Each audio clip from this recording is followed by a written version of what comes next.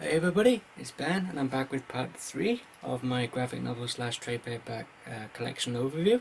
In this first of two parts I'll be showing off my DC New 52 books, and without further ado, let's get into it. First up we have the first ever New 52 book that I ever picked up, and that is Volume 1 of Jeff Lemire's Animal Man, The Hunt, which collects the first 6 issues. I really enjoyed this first story arc. This was actually one of the first ever review videos I actually put up on my channel actually.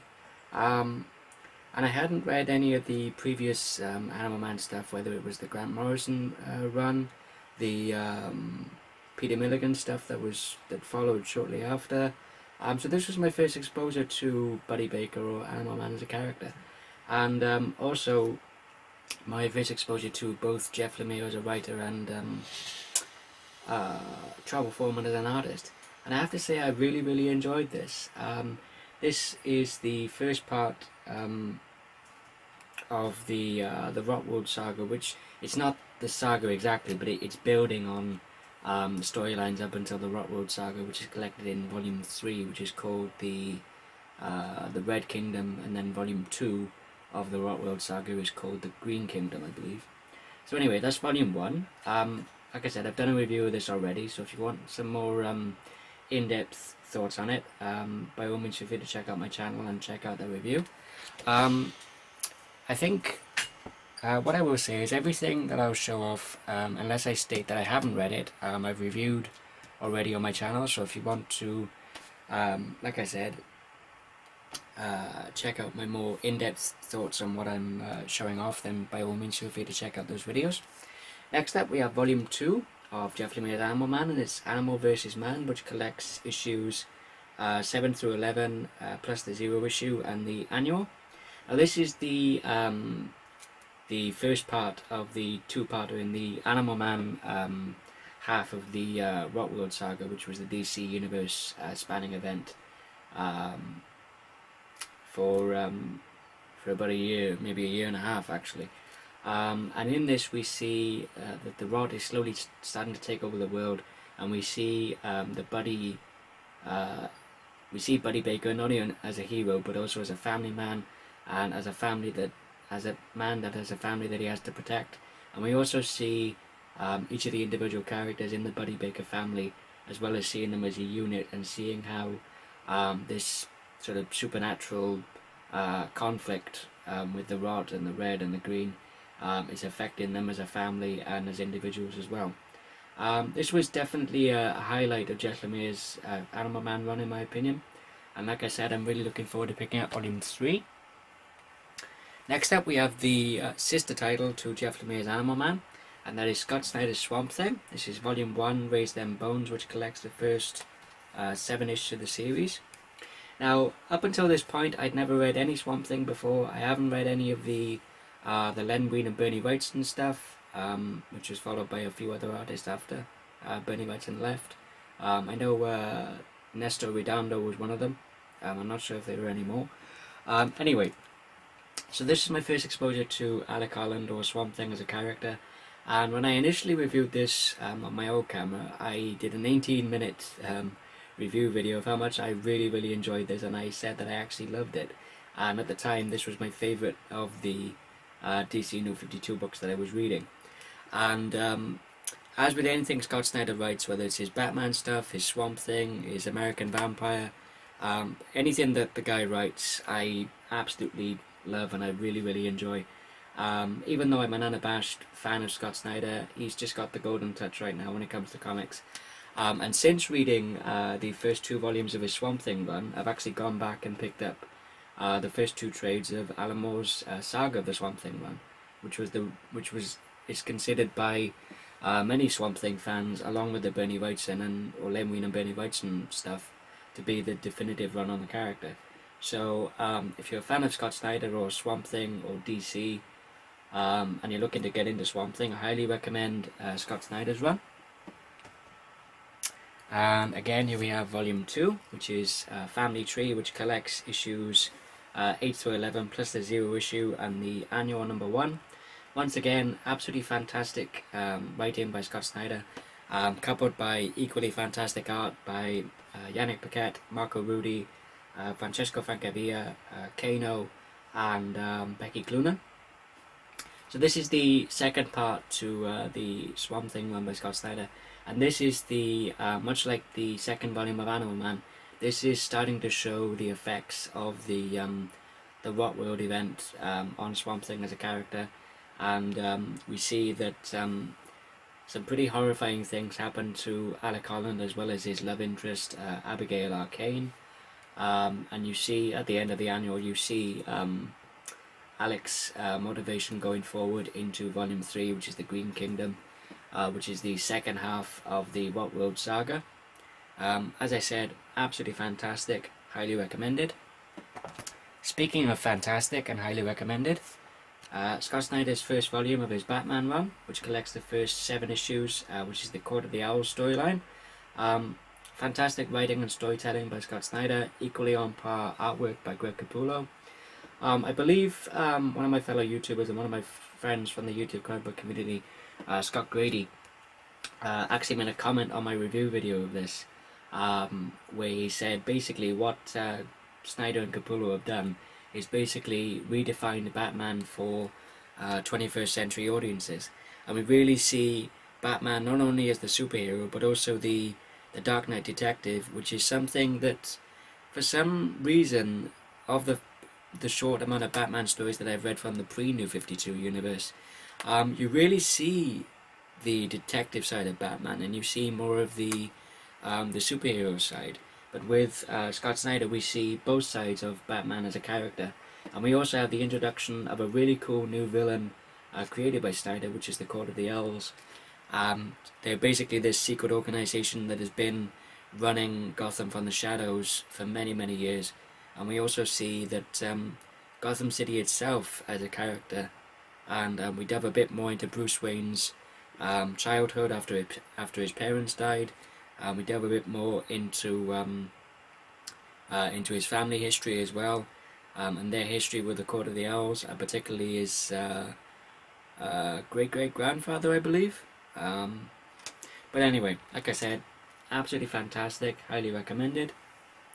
Next up we have a series that has unfortunately been cancelled and will be finishing soon, and that is Demon Knights. Now the first two volumes of this are written by Paul Cornell. This is basically the Justice League of the Dark Ages, and you have the reintroduction into the New 52 universe of the demon Etrigan, which is created by Jack the King Kirby, and also the introduction of his alter ego Jason Blood, as well as some other medieval age characters such as Madame Xanadu, Vandal Savage, Shining Knight, Exoristos, and Horsewoman, which I believe is a new character created for the New 52 universe. I'm not really sure, but anyway, this was really, really good. I really enjoyed this. This is basically a medieval high fantasy version of the Justice League, essentially. It's not a superhero team, but it's a team of heroes in the medieval age trying to stop the evil from uprising and taking control of the world, essentially. I've heard that with Volume 2, a lot of people have said either Cornell continues his stellar writing on the second arc or the second volume, but I've also heard that his writing sort of fell down a bit as well. So I'd be interested to pick up Volume 2 and see for myself what the storytelling is like from Paul Cornell on the second arc. Also, Robert Venditti of Exo-Man, Wolf of Valiant, and now Green Lantern for the New 52, took this book over from Cornell with issue 16, I believe. 16 or 17, I'm not sure. But anyway, I think it'll be ending with an issue somewhere in the numbers of the early 20s, I think, maybe in the mid-20s. I'll put an annotation in as to what will be the last issue of Demon Knights when this video is uploaded. Like I said, I'm sorry to see this series go, as I thought it was something really quite unique and interesting, but unfortunately due to low sales, DC decided to axe it. Speaking of titles that DC decided to axe, much earlier than Demon Knights actually, I believe this series ran for 16 issues, or 17 if you count the 0 issue. and that is Frankenstein in the Shade. Now, this first volume is written by Jeff Lemire, as well as issues 8 and 9, and then Matt Kindt took over with issue 10, I believe. If I had to describe this series to you, it's basically, if you imagine Mike Mignola's BPRD, in the respect that it's a team of heroes, meets the classic Universal monsters from the 1930s and 40s film. So you have a vampire, a werewolf, Frankenstein or Frankenstein's monster, as you can see on the front of the cover, basically leading a team of heroes made up of the monsters of the old Universal horror films. And you basically have Lady Frankenstein on the team, which is Frankenstein's estranged wife, and you also have a vampire bat, a werewolf, a mummy, and a creature from the Black Lagoon-esque type of character, and together they make up the team known as the Creature Commandos. I know one of my fellow YouTubers, Dowdy95 or Rob, he really enjoys this series, and I heard that from Oddfellows Thoughts, Travis and his son Ethan, I've heard that even with the change in writers from Jeff Lemire to Matt Kindt, or I think it's Kindt, anyway, it's K-I-N-D-T, however you choose to pronounce that. His run on the series was just as good, if not better, than Jeff Lemire's, as I heard the series just got better and better. So I'd definitely be interested to pick up the second and unfortunately the final volume, which unfortunately, like I said, again due to poor sales, DC decided to cancel the series. Next up we have a series that's still ongoing, and that is Justice League Dark. This first volume is written by Peter Milligan, with issues 7 and 8 also being written by Milligan, and then Jeff Lemire of Animal Man, Green Arrow, and now Justice League Dark took over with issue 9. When I initially read this first volume of the series, I really enjoyed it, as I hadn't read anything by Peter Milligan before, so this was my first exposure to him as a writer.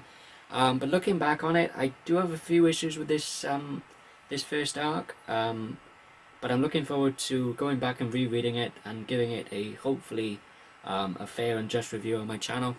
The premise for this series is basically where you have your main Justice League, which is Batman, Superman, Wonder Woman, Cyborg, Aquaman. They deal with the big main threats in the DC universe. But what about all the creepy crawlies and the monsters that go bump in the night? Well, you assemble a team of magic users. So in this first arc we have a team made up of John Constantine, Madame Xanadu, Zatanna, Deadman, and Shade the Changing Man. We do have a few changes to the team's roster after this first arc, and I'm really looking forward to reading Volume 2 and seeing where Jeff Lemire takes the series. And speaking of Volume 2, next up we have Volume 2 of Justice League Dark, The Books of Magic, which collects issues 7 through 13, plus the 0 issue and the annual number 1. As I said, issues 7 and 8 are written by Peter Milligan, and were part of a 4-part mini-series crossover between Justice League Dark and I, Vampire. And then Jeff Lemire took over with issue 9. If nothing else, I've heard that Jeff Lemire's handle on the story, the writing and the characters is much better than Peter Milligan's. No offense to Mr. Milligan or any fans of Peter Milligan out there watching this video. I've just heard that Jeff Lemire's writing and storytelling really revitalized this series and took it in a more team-based direction, with a team, like I said, made up of all the magic users within the DC universe. So I'm really looking forward to reading Volume 2 and giving that a review at some point. Next up we have another series which DC cancelled, again due to poor sales, and only lasted for 20 issues, again if you count the 0 issue, or technically 19 issues. And that is Joshua Fialkov and Andrea Sorrentino's I, Vampire. Now, for those of you who are fans of Twilight, you're probably looking at the cover and thinking it's another Twilight ripoff. But let me show you an example of some of the fantastic artwork by Andrea Sorrentino on the inside of this book. And here you can see there's a really cool double page spread that I'll show you here and here. Absolutely fantastic artwork and fantastic colouring and inking on the part of Andrea Sorrentino and regular series inker Marcelo Maiolo. I believe he's the colorist. Sorry, my apologies. Colorist for the series. Absolutely fantastic series. I'm really sorry that this series got cancelled due to poor sales, because in my opinion this is up there with Animal Man, Swamp Thing, Batman. Basically, as one of the best DC New 52 titles that was on the stands at the time. But like I said, unfortunately, it got cancelled again due to poor sales. But if you're a fan of vampires, or if you're a fan of the original I, Vampire series from the House of Mystery comics, written by J.M. DeMatteis and illustrated by Tom Sutton, I highly recommend you check out the DC New 52 series of I, Vampire. I know my good friend and fellow YouTuber Mahoney from the Mahoney Show, I know he's going to pick up Volume 2 based off of my video reviews that I did on these first 2 volumes. Next up, speaking of Volume 2, I, Vampire Volume 2 Rise of the Vampires, which collects issues 7 through 12 of I, Vampire, plus issues 7 and 8 of Justice League Dark. Again, absolutely fantastic writing and storytelling by Josh Fialkov, and again, equally fantastic artwork by Andrea Sorrentino, and colouring done by Marcelo Maiolo. Again, I'll show you another really cool example of a double page spread of Sorrentino's artwork and Marcelo Maiolo's colouring, as you can see there and there. Again, like I said, really sorry that this series got cancelled, and I know myself and 2 of my fellow YouTubers and good friends of mine actually that I talk to on a regular basis, Scott Grady and Mr. James Donnelly. I know the 3 of us were definitely really sorry to see this series go, along with a bunch of other fellow friends and YouTubers in the YouTube comic book community. But like I said, as with Frankenstein Agent of Shade and Demon Knights, again, unfortunately due to poor sales, DC decided to axe this title, which is unfortunate. But I'm really looking forward to picking up Volume 3, which is the final arc of the series. Really interested to see how Josh Fialkov ties up all the loose ends in his final arc of the series. And definitely going to check out more of the stuff that Josh Fialkov and Andrea Sorrentino work on. Particularly Josh Fialkov's Marvel stuff, and I know Sorrentino's currently working with Jeff Lemire on their run on Green Arrow under the New 52. Finally, for my New 52 books, actually technically not finally, because I have another New 52 book which I'll show off in part 2, which is the continuation of the Green Lantern series by Jeff Johns and Doug Mankey, and that is Volume 1 of the Green Lantern series under the New 52 reboot, the Sinestro storyline, which I see as more of a continuation of the run which ended with the pre-New 52 stuff after Blackest Night and Brightest Day. But anyway, next up we have the penultimate series aside from Green Lantern, and that is Brian Azzarello's Wonder Woman. Now, historically, I never read any female-centric superhero or superheroine characters before. I never read any Wonder Woman until this point, but what attracted me to this book was the Greek mythology aspect, as I'm a big fan of Greek mythology, and like I said, that was what drew me to this book.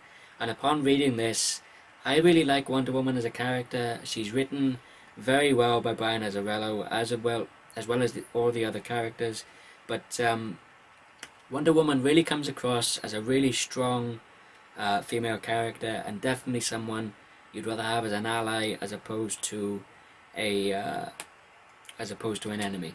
There's also a really interesting twist on Wonder Woman's origin story, which I think works perhaps a little bit better than the old Wonder Woman origin, in my personal opinion.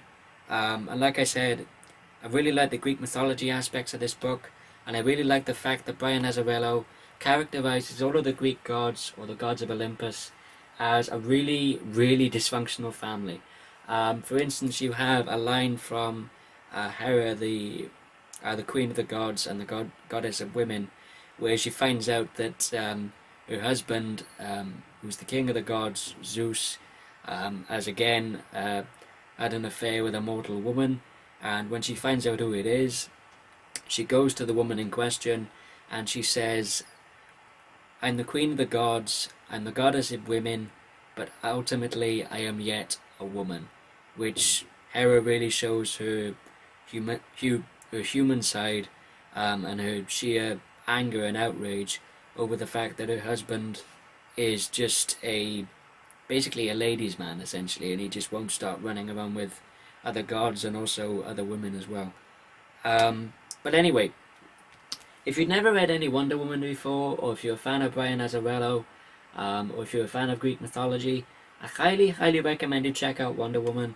I know, again, Travis and Ethan, Oddfellow's Thoughts, or Travis and his son Ethan, they both really, really enjoy this series, from what I can tell, especially the issues that make up the second volume, which I believe will be issues 7 through 12, and probably the 0 issue as well, which is again more fleshing out of Wonder Woman's origin and backstory, from her growing up on the island of I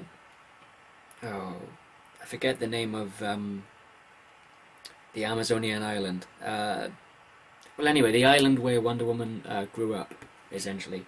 So anyway, like I said, highly, highly recommend Brian Azzarello's Wonder Woman. And that about concludes this first part to my DC collection, guys. As always, thank you everybody for watching. Hope you all enjoyed this video. If you did, give it a thumbs up. Didn't like it, thumbs it down. But as I always say, if you thumbs down the video, please feel free to tell me why in the comment section below, or send me a private message telling me why you didn't like the video. As always, if you're new and you'd like to see more of my videos, please feel free to subscribe. And until next time, this is Gambit896 signing off, and I'll see you guys next time. Take care.